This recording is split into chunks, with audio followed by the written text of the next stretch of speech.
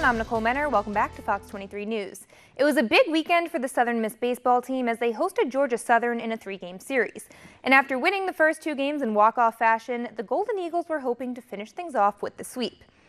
After making it 4-1 in the 4th inning, Southern Miss really sealed the deal in the 5th, notching 4 more runs, including that 2-run shot by Hunter Slater. They would tack on a few more to win it 8-2, and Southern Miss will travel to New Orleans on Wednesday to take on Tulane for a midweek matchup.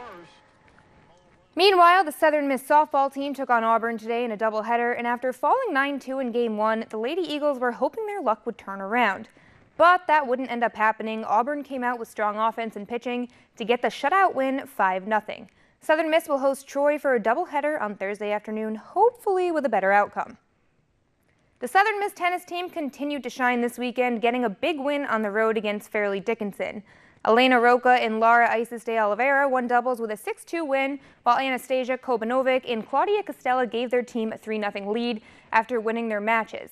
Southern Miss won it 7-0, and the girls will face NIU tomorrow afternoon. The Southern Miss men's basketball team fell short in CUSA tournament play on Friday when they lost to Marshall, but junior Cortez Edwards' efforts didn't go unnoticed.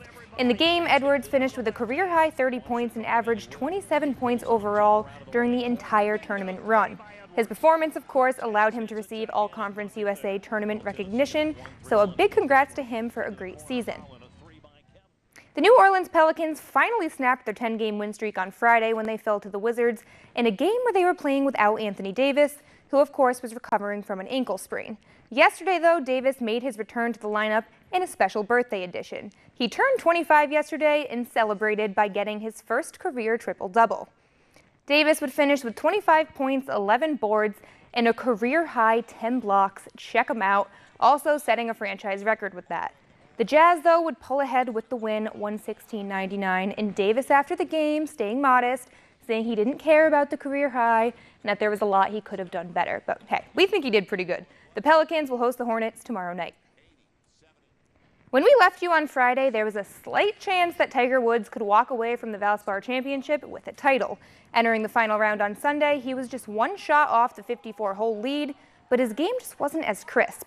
This, though, was the exception, a crazy 44-foot birdie putt on the 17th hole, putting him back in contention.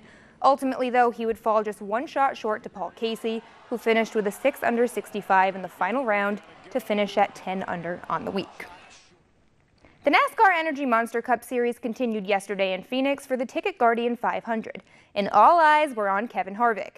As we told you on Friday, Harvick and his team were given penalties after Las Vegas for reasons that Harvick didn't quite agree with, and he let that be known. So naturally, Harvick had a bit of fire underneath his belt heading into Sunday's race.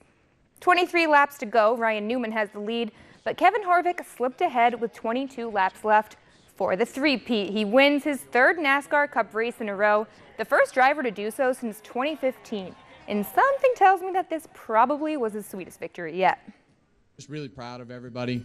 After everything this week, everybody just came here just mad, chip on their shoulder, wanting to do exactly what we did today. And that's the type of determination and grit that you want in a race team. And it's there's nothing better to be a part of than something like that, because actions speak a whole lot louder than all the words that I can say this week. We said it on Friday. He'd come out hot after that. I mean, listen, penalties. Jimmy Johnson can't catch a break right now. But Kevin Harvick, things are looking good for him. Nah, do what you got to do.